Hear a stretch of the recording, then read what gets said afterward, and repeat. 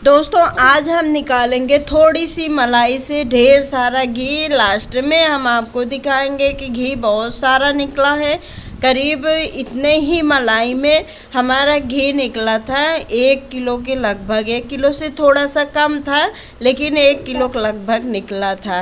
और दोस्तों आपको घी निकालने के लिए ज़्यादा झंझट नहीं करना है, ना काफ़ी देर मारना है, ना मथना है। तो दोस्तों आपको क्या करना है, मलाई को फ्रिज से निकालना है और उसको किसी बर्तन में पलट करके रख देना है बाहर। और थोड़ा सा नॉर्मल पानी, गुनगुना पानी नहीं, गुनगुना पानी ठंडी के सीज़न में डालना होता है, लेकिन गर्मी का सीज़न है, गर्मी के सीज़न में हमें नॉर्मल पानी डालना है। और इस तरीके की मथनी सभी को घरों में होती है, इसे हमें लेकर के थोड़ा सा मथ देना है। इससे ये होगा कि इसमें मथ देंगे तो ये पूरा अच्छे से घुल जाएगा।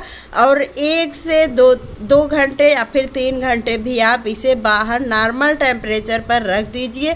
और उसके बाद आप मथेंगे तो बहुत देर नहीं मथना पड़ेंगे, बस थोड़ी देर में घी आपका एकदम ऊपर आ जाएगा।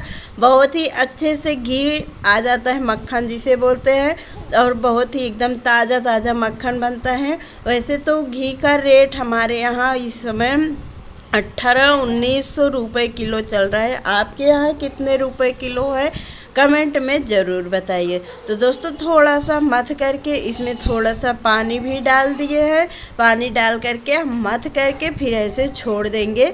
2-3 घंटे बाद हम फिर मिलेंगे और उसे मथेंगे। आप देखेंगे कि ज़्यादा देर मथना भी नहीं होगा और फटाफट से घी आपका बन जाएगा, यानी कि मक्खन निकल जाएगा। ज़्यादा टाइम वेस्ट नहीं जाता है, वैसे मथने पर काफ़ी समय जाता है। अगर आप इस तरीके से मथेंगे, जैसे अगर हम तुरंत डायरेक्ट निकाल करके मथते हैं तो उसे थोड़ा गर्म होने में, पिघलने में समय लगता है, क्योंकि फ्रिज से हम तुरंत निकाले हैं। तो हमें नॉर्मल टेम्परेचर पर रख देना है। 2-3 घंटे बाद मथना है और बहुत ही अच्छे से, बहुत ही आसानी से घी मथा जा सकता है, इसमें से मक्खन निकाला जा सकता है। तो इस तरीके से हम पानी डाल करके छोड़ देते हैं। ये देखिए हमारी बदेली भर गई है। हम बाद में इसे दूसरे बर्तन में ट्रांसफ़र कर लेंगे जो थोड़ा बड़ा हो, क्योंकि अभी इसमें पानी भी डालना पड़ेगा। बिना पानी डाले ये मक्खन अच्छे से तैयार नहीं हो पाएगा, इसके लिए इसमें हमें पानी डालना होगा। और जब हम पानी डाल देंगे तो इसका मक्खन कैसे तैयार होगा, इसे छोटी पड़ जाएगी। तो इसलिए हम एक बड़ा सा भगोना लेंगे और उसमें इसे पलट करके फिर हम मथेंगे। ज़्यादा टाइम नहीं लगेगा और हम मथ लेंगे। तो दोस्तों हम आपको दिखाते हैं। दोस्तों इसमें बिना पानी डाले ये मथेगा नहीं। इसे हम एक बड़े बर्तन में कर ले रहे हैं। एक बार हमें लगे कि हो जाएगा, लेकिन फिर अब दिक्कत हो रही है। इस तरीके से दूसरे बर्तन में थोड़ा बड़ा पतीला लेके उसमें पलट लेंगे। इसे मथने में भी आराम रहेगा, आसानी होगी और आसानी से मथा भी जाएगा और आपके ऊपर छींटा भी नहीं जाएगा। नहीं तो ऐसे में तो छींटा ऊपर आ जाता है। अब इस तरीके से हमें मथना है, तब तक हमें मथना है जब तक कि घी सारा अलग ना हो जाए। तो हम मथ लेते हैं, फिर आपको दिखाते हैं कि किस तरीके से आपको पता चलेगा कि घी अलग हो गया है। तो ये देखिए दोस्तों, ये कैसे मक्खन तैयार है एकदम। इस तरीके से आपको बना लेना है। ये देखिए, अब इसे निकालना तो हाथों से ही पड़ेगा, क्योंकि बिना हाथ लगाए थोड़ी ना निकलेगा। छन्नी से भी नहीं छान सकते हैं, इसके लिए हाथ ही लगाना पड़ेगा, तभी हम निकालते हैं। थोड़ा सा और मथ लें, जिससे कि जो मलाई में घी सारा हो वो आसानी से निकल जाए, सारा इस तरीके से इकट्ठा हो जाए। नहीं तो थोड़ा बहुत घी उसी में रह जाएगा। तो हम निकालते हैं, कैसे निकालते हैं चलिए हम आपको दिखाते हैं। इसे निकालने के लिए हम एक कढ़ाई लेंगे जिसमें हमें घी को गर्म करना होगा, और इस तरीके से हम उठा करके निकाल लेंगे। इसी तरीके से हम सारा मक्खन निकाल लेते हैं, फिर आपको दिखाते हैं। ऐसे आपको हाथों को कढ़ाई के बारी पर इस तरीके से काट लेना है और जो किनारे किनारे पर लगा हुआ है इसे भी इस तरीके से निकाल लेना है। तो सारा हम निकाल लेते हैं, फिर आपको घी गरम करना बताते हैं। ये देखिए दोस्तों, सारा मक्खन निकल गया है और जो उसका बचा हुआ पानी है यानी कि मट्ठे टाइप का, उसे हम गाय को डाल देंगे और उसको हम रख देंगे उबलने के लिए।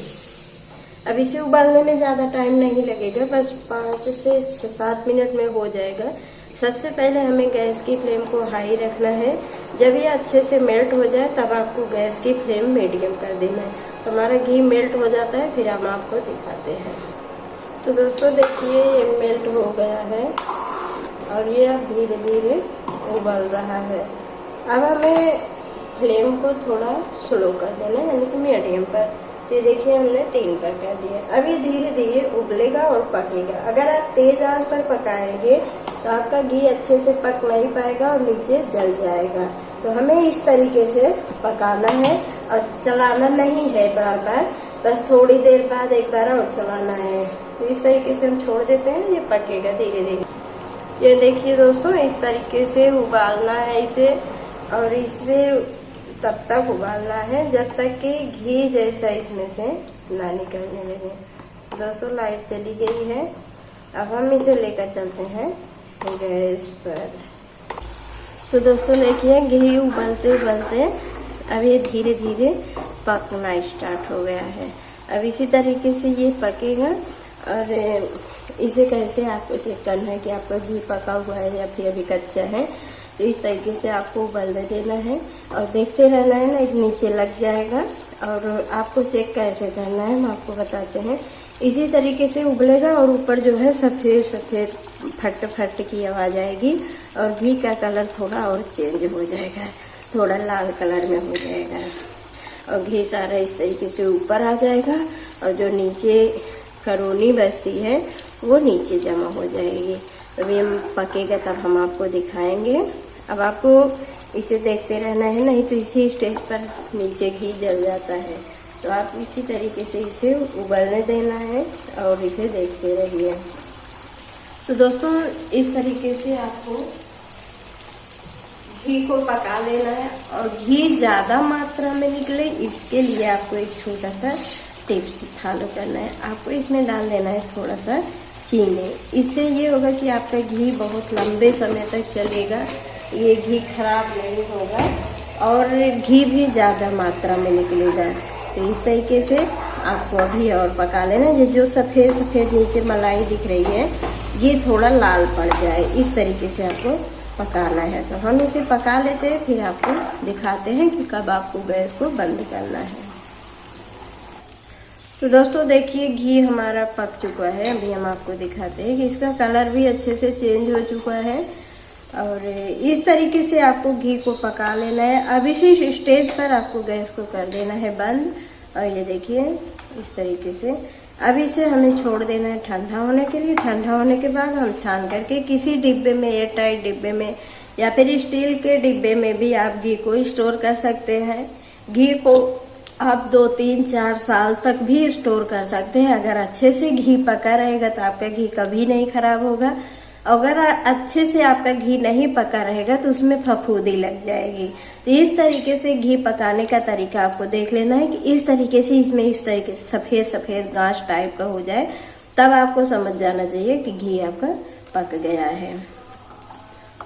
तो हम ठंडा होने के बाद इसे किसी डिब्बे में भर लेंगे। आई होप कि आपको घी बनाने का तरीका पसंद आया होगा और समझ में भी आया होगा। एक बार आप इस तरीके से घी ज़रूर बनाइए।